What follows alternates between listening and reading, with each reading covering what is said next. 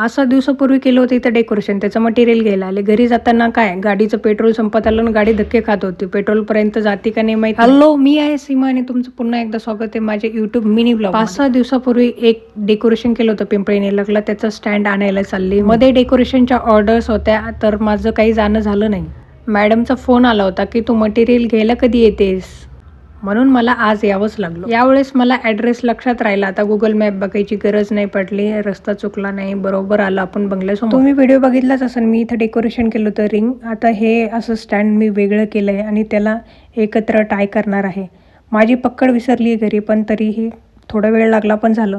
Madam म्हणाले एका रूममध्ये निऑन हॅपी बर्थडे ठेवलेला आहे, तुझं अडॅप्टर ठेवलेलं आहे. तर ते हे इथं मी आलं.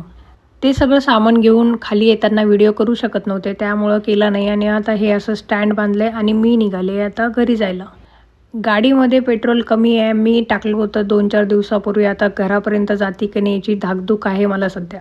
मी पिंपरीमधून न जाता आहे काळेवाडी चिखली ब्रिजवरतून. मी टाटा मोटर्सपर्यंत पोहोचूपर्यंत गाडी व्यवस्थित चालू होती, पण त्यानंतर खाऊ लागली. आता गाडीच्या मध्ये कोणी यायला नको, ब्रेक जास्त लावायला नको, नाहीतर गाडी एकदा बंद पडली ना चालू होणार नाही, ढकलत न्यावं लागलं. आता थोडंच अंतर राहिलेलं आहे आणि गाडी फायनली पोहोचली पेट्रोल पंपवरती. मध्ये बंद नाही पडली. नेक्स्ट व्हिडिओमध्ये लवकरच भेटू. तोपर्यंत तुम्ही तुमची काळजी घ्या, मी माझी काळजी घेते. बाय.